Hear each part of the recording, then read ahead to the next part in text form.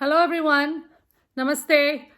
Welcome to my channel, VPK Nutrition, Mind Body Healing with Pushpa. I'm Pushpa Soundarajan, registered dietitian, Ayurvedic practitioner, and yoga teacher.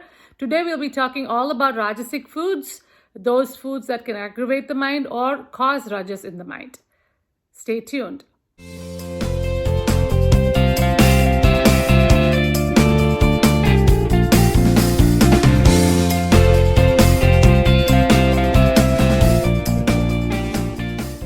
Welcome back, everyone. Today we're going to be talking about the Rajasic foods. And again, just to recap, last episode we talked about what a Rajasic mind looks like in the three doshas. So in the Vata person, it manifests as anxiety, fear, nervousness, worry, things like that. It is actually hyperactivity in the mind. And then in the Pittas, it manifests as anger, irritability, jealousy, greed. And then in the Kapha people, it manifests as more about an introversion, withdrawing things from the mind, or hoarding, or holding on to things, or holding past things and not letting go. And then, of course, I also had a little bit of a practice at the end of last video. So if you haven't watched it, I would highly recommend you go watch that. So today we'll talk more about what are the foods that can actually cause or aggravate a Rajasic mind. Now, this is beautifully said in a verse from the Bhagavad Gita, where, in chapter 17, verse 9. So I'm going to chant that now, and then we'll go through all of the different foods that can cause Rajas in the mind. So let's talk about the sloka. Katvam lalavanatyushna tekshna ruksha vidahinaha ahara rajasasyeshta dukkha shokamaya pradaha. So let's look at the meaning of this sloka word for word. First word is katu. Katu means pungent, pungent taste.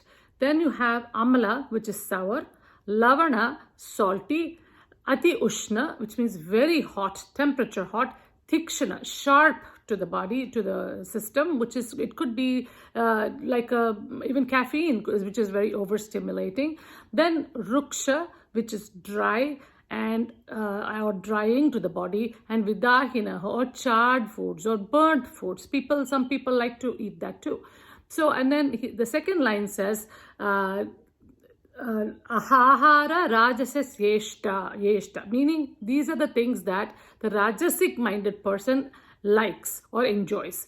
So what would be the result of eating these foods? He says, dukkha shokamaya pradaha, meaning dukkha, which is pain and or sorrow.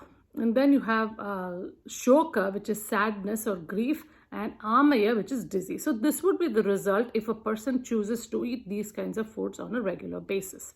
So let's delve into these one by one and look at actual foods which would fit these categories. So let's start with the first category, katu, or pungent taste. So what is included in the pungent taste? We already know spices are very pungent. Again, no, spices are not necessarily bad if you eat it in moderation, but there are certain spices which can be very heating, like ajwain is really heating in nature, or you can think of cumin is also somewhat heating in nature. So some of these, or cinnamon. So these are some things that you want to keep at a lower level than other spices. And that is why if you notice, they always mix coriander and cumin, and coriander is always double the amount of cumin because coriander is cooling spice and it kind of subdues the effect of the heating cumin. Then we have other things that can be spicy, like obviously peppers, green peppers, like green chilies, red chilies, jalapenos, all kinds of chilies that we eat. And then cayenne pepper is very spicy. And also some vegetables like onions and garlic are also pungent in taste. So should not be eaten too much, especially if you are prone to a Rajasic mind. Second category is amla. Amla is sour taste. Now the sour taste includes mainly fermented foods which make it sour, and of course sour cheeses, sour cream, and also kombucha and kimchi. These are all getting popular nowadays. Again, eating it too much of this is not good. Tomatoes, which comes under the nightshades. And of course, lime and lemon could be considered sour, but then again, they actually have a lot of medicinal properties in them. So, and we don't usually put a lot of that, so it's okay. So that would be the second one. Now, the third category is lavana. Lavana is salt, and everybody knows salt should be eaten in moderation. When you eat too much salt, like we talked about in the taste, it creates desires. So when the desires start to increase and it's not fulfilled, you get aggravation, frustration, anger. So kind of you see the ladder of fall happening over there. So that is the third category. The fourth one, Ati Ushna. Now, in Ayurveda, anything with extremes, very hot, very cold, any extremes are not a good idea for a person. So definitely eating too much hot foods would be a thing. So obviously you want something that you can tolerate in the mouth. So that is important to remember. And then Tikshana. Tikshana is sharp. So anything that is sharp, obviously the hot spicy foods will be sharp for the stomach and aggravate and cause a lot of problems in the body. But then also certain stimulating foods like coffee and tea and maybe even carbonated beverages can create that kind of sharpness in the body. And then the next category is Ruksha. Now, ruksha is dry. So any dry foods or something that can be drying to the body. So dry foods, even something like popcorn, which we think is very healthy, right, can be bad for the body if you eat too much. Now, nowadays, we don't eat just a small bowl of popcorn. We actually end up eating a whole tub of popcorn when you get it in a movie theater. And then you feel so terrible after that. And you feel so ungrounded and, don't really like gas and bloating and things like that. Now, astringent foods also, which is the kashaya rasa, somewhat if you eat too much of that, that can also have a drying effect on the body, like the dry beans and peas and things like that. Of course, nuts may also be drying in nature, but a lot of times we soak the nuts or you cook the nuts. It's still okay to have them. Again, the tree nuts like the almonds, walnuts, and pecans are better than having the ground nuts. And then the last one he mentioned is Vidahinaha. Vidahinaha includes all charred foods, burnt foods, or you can even think of fried foods can cause a lot of rajas. Now, fried foods can be the burnt as well as drying in nature. So these are some of the foods to keep in mind and try to limit these, especially if you have a rajasic mind or you're prone to these kind of manifestation of rajas in your mind or in your interactions in your day-to-day life. Now, what is the alternative to that is obviously eating more of a sattvic diet.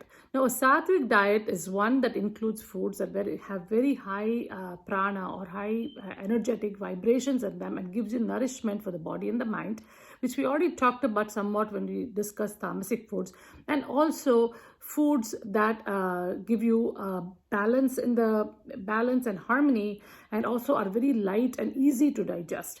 So that is what we need to focus on. And again, this is where it is important to pay attention to your own body and see which, if you're digesting the certain foods that you're eating or if you're not digesting. Again, this goes back to mindful eating. Sit down, enjoy your meal, pay attention to how you feel every time you eat your food. Generally, if you want to look at what are the sattvic foods, it would just be fruits, vegetables, fresh fruits, vegetables, again, cooked vegetables, not necessarily eating a raw bowl of salad, but actually cooking them a little bit with some spices and maybe a little bit of oil or ghee. And then, of course, also having some whole grains, sprouted grains. Those are all some healthy options because give you good prana. And then also protein, more legumes and beans and peas. Those are all good for you, again in moderation because of the astringent quality I told you about.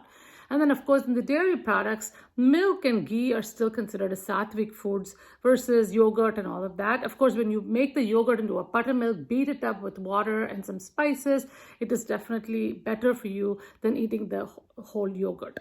So, down the road, we'll talk more and more about foods, but a lot of these things I already covered in the Tamasic diet video. So if you want, you can go and check it out again and learn a lot about that. Hope you enjoyed today's episode, everyone. Practice mindful eating this week and pay attention to your body, how you feel in your mind when you eat certain kinds of foods. So sit down and enjoy your meals. Listen to your body, observe your mind, and help yourself. Have a wonderful week ahead.